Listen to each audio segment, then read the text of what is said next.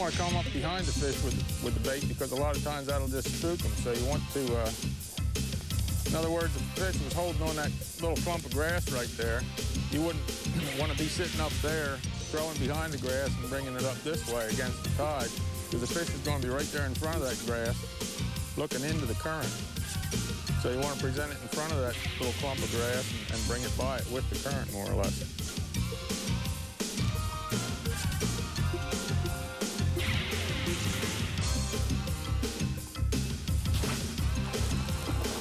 Just like that.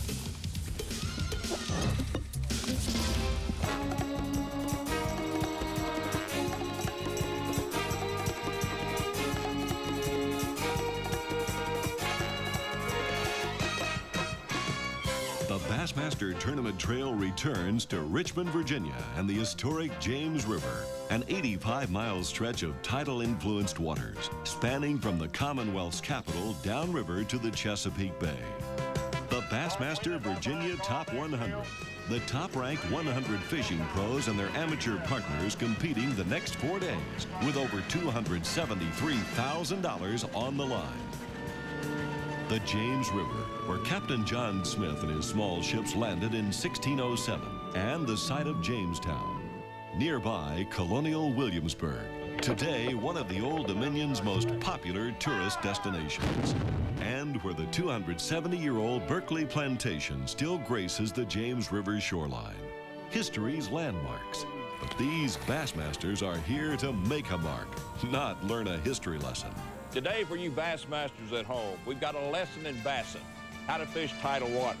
Our Bassmasters cameras will be alongside Randall Romig, the 1991 Bassmasters Classic runner-up on the Chesapeake. He's perhaps the best on tour at figuring out largemouth bass in tidal rivers. We'll follow Jim Bitter, who's best known for the one that got away on the James River in the '89 Classic, a misfortune that lost the World Championship. But you'll learn Jim's winning strategy for tidal waters, and you'll find out why this lure is so deadly on schooling bass.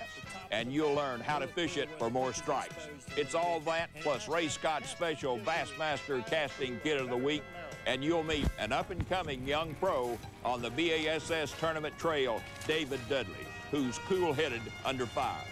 I was throwing this super fluke, and I threw it out there, and the fish come up and hit it. And when it come up board, I set the hook, and I had the reel in this hand and rod in this hand. So I stuck the rod in between my hand and started hand lining it like that. And I got it all the way to the boat. It was jumping and carrying on. And I went to flip him in the boat. Stay tuned for all the action. I'm Bob Cott. The Bassmasters are coming right back with tips and tactics from the pros on how to fish tidal rivers. Same thing happened to me yesterday. I got to do something about that. Nice, thank you, Lord.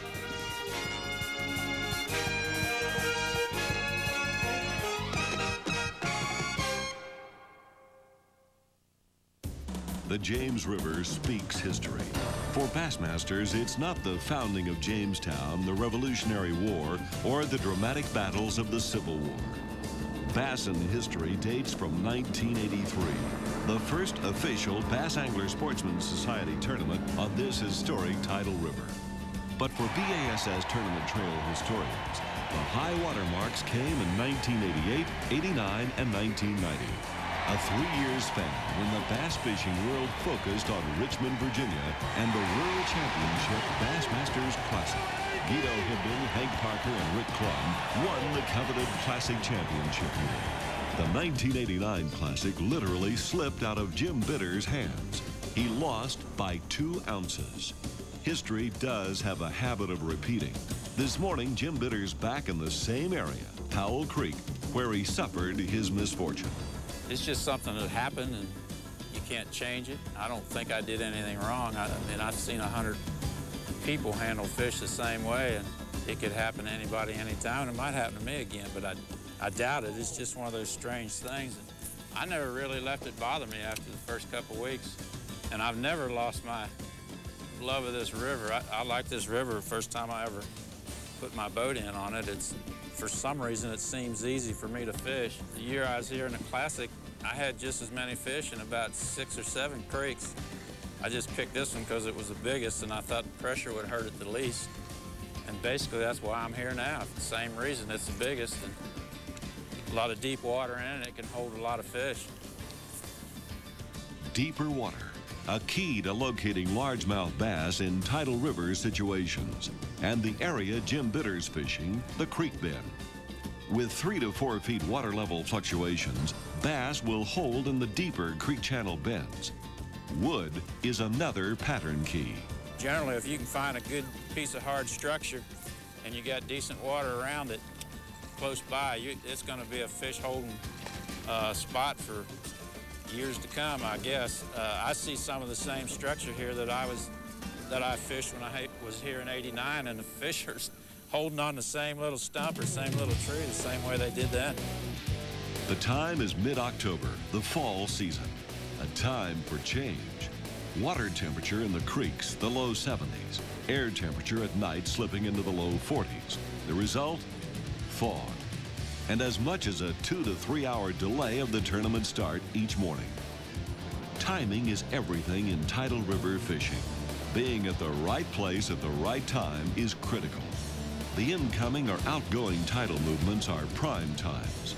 For the most part, the tournament fishing schedule is during the unfavorable tidal stages, slack or high tides. Mike Oughton of Kentucky explains his tidal fishing strategy.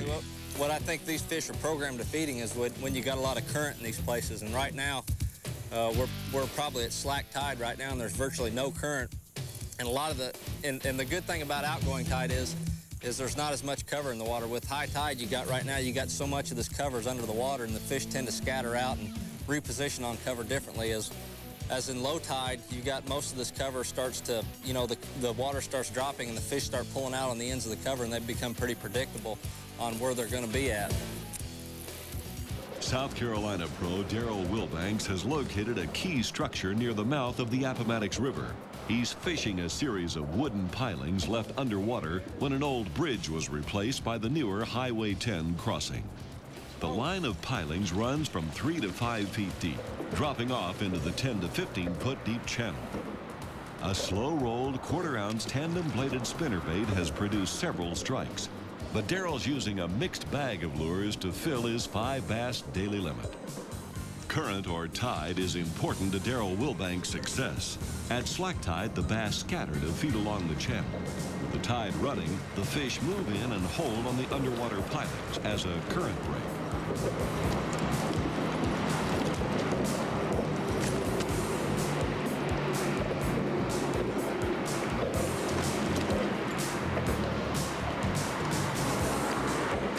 To consistently catch bass in tidal rivers, understanding how to fish current breaks is uppermost, as Randall Romig, a Tidewater veteran, explains. In current like this, a fish is looking for some kind of a object to break the current, whether it's a little point of grass or whether it's a duck blind piling or an old lay-down tree or whatever.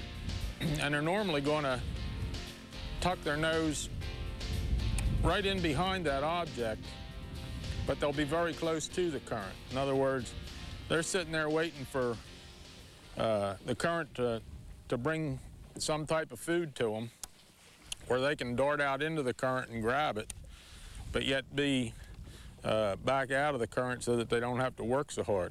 Yeah, that's probably the biggest mistake that I see people making on tide water is running their boat with the tide. I always like to head my boat into the current and present my bait up current of the target so that it floats down with the current and makes a natural presentation.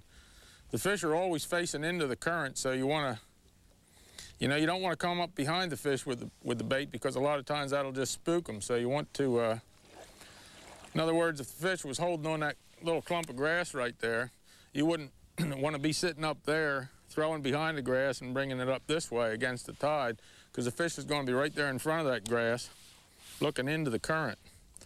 So you want to present it in front of that little clump of grass and bring it by it with the current, more or less.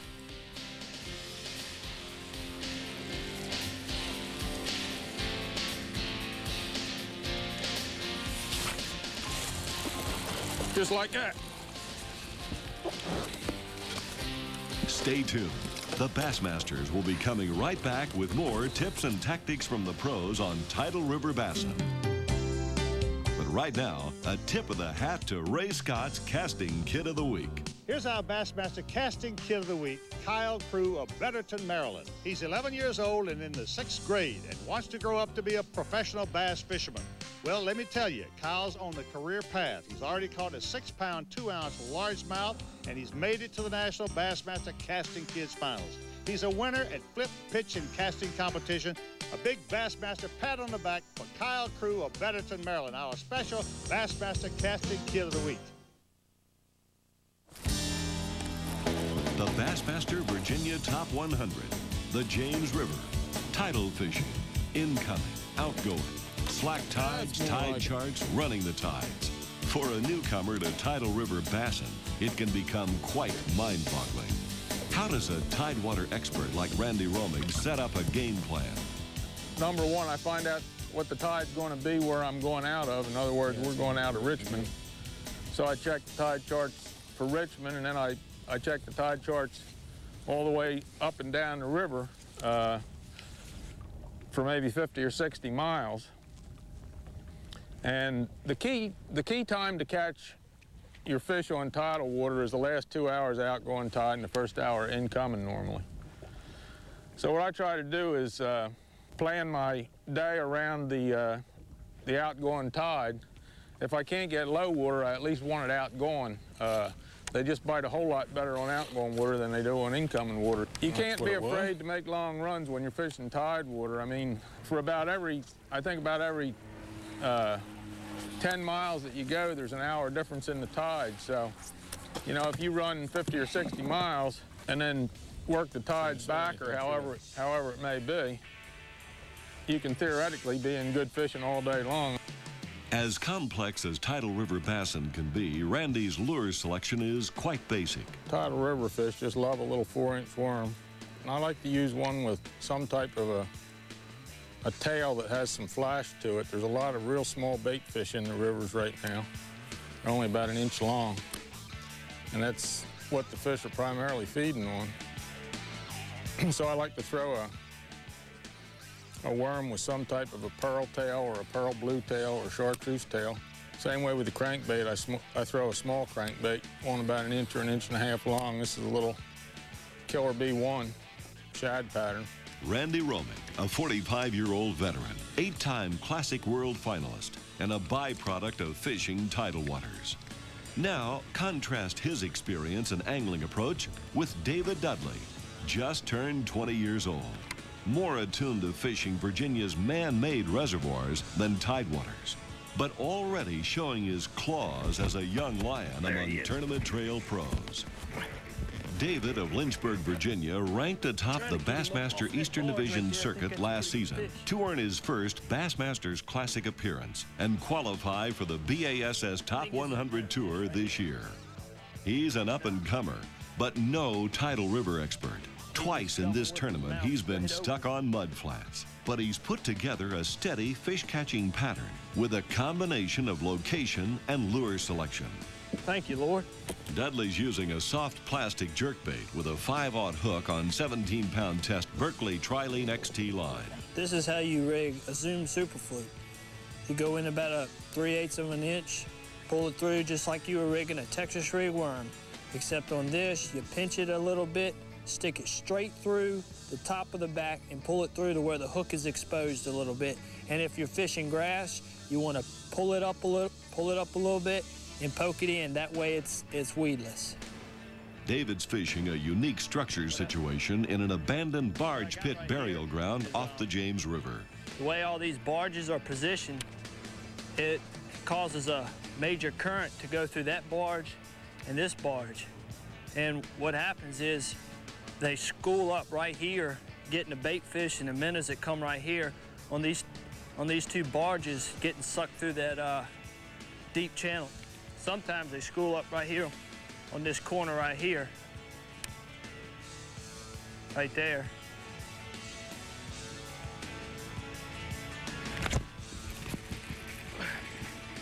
I think this is a small one.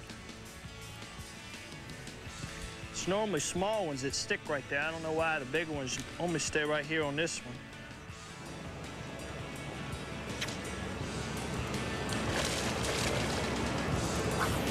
Current and lure presentation, the two most important keys to tidal river bassing. Stay with us. The Bassmasters are coming right back with more how-to action from the Bassmaster Virginia Top 100. Zoom fluke strikes again. Tidal river bassing is normally a numbers game. Tournament weigh-ins of a 5 bass limit and 15 pounds are exceptional on the James River. Most local anglers use Rick Klein's winning final day catch of 18 pounds 7 ounces in the 1990 Classic as the high watermark for success here. But Mike Oughton of Benton, Kentucky is about to rewrite the record book. Here we go. In the weight. Got a chance to take the lead if it weighs over 14 pounds. 23 pounds and 12 ounces! Hold them up. Tidal river bass are fickle fish. With over a 9-pound lead, Mike Oughton appeared to be a surefire winner. However, now, after 3 rounds, Mike trails the leader, Darrell Wilbanks, by over 7 pounds. Darrell's old sunken bridge pilings continue to produce steady strings. A day 3 5 bass limit of 11 pounds 13 ounces puts him out front with a total of 34 pounds 8 ounces. Florida's Shaw Grigsby ranks second with 32 pounds 13 ounces, followed closely by Darrell Robertson of Oklahoma with 32 pounds 11 ounces, and the day's best creel of 15 pounds. Guido Hibden is fourth with 31 pounds 5 ounces and still catching bass from the same area where he won the '88 Classic. David Dudley in fifth is almost 4 pounds behind, followed by Randall Romig, Kevin Van Dam, Ken Cook, and Mike Oughton dropping to 9th place, with Bud Pruitt in 10th. There's no fog delay for the final round, but tournament leader Darrell Wilbanks might as well have started late. The bites are few and far between. He's struggling. Shaw Grigsby in 2nd place has made the long run south to a creek below Jamestown, but it's all for naught. Stripers have taken over his hole. Skinny little thing. Dick on it. For David Dudley, the day starts off with a real surprise. It's a nice one right here.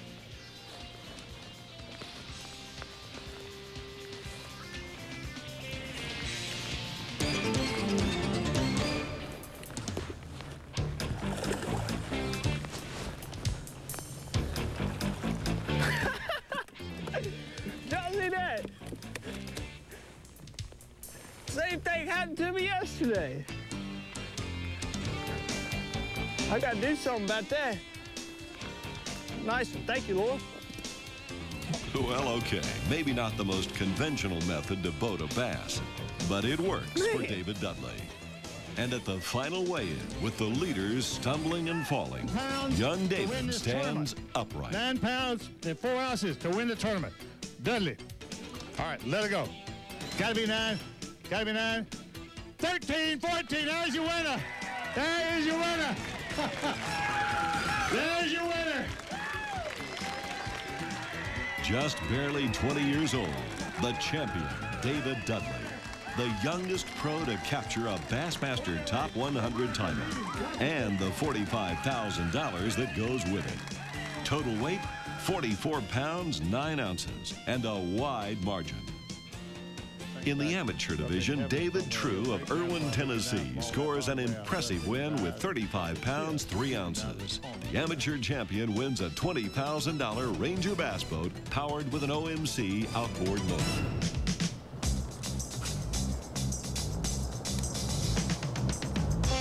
Right now, it's time for the Pros Pointer, the how-to section of the Bassmasters.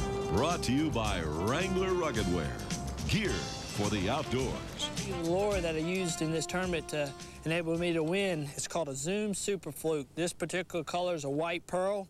The design on this is really unique, how it has a split belly, and as it goes narrow, it gets fat again in a forked tail, which enables it to, as you stop the bait with a big 5/0 Gamakatsu in it, it really shimmers down and shakes as you go.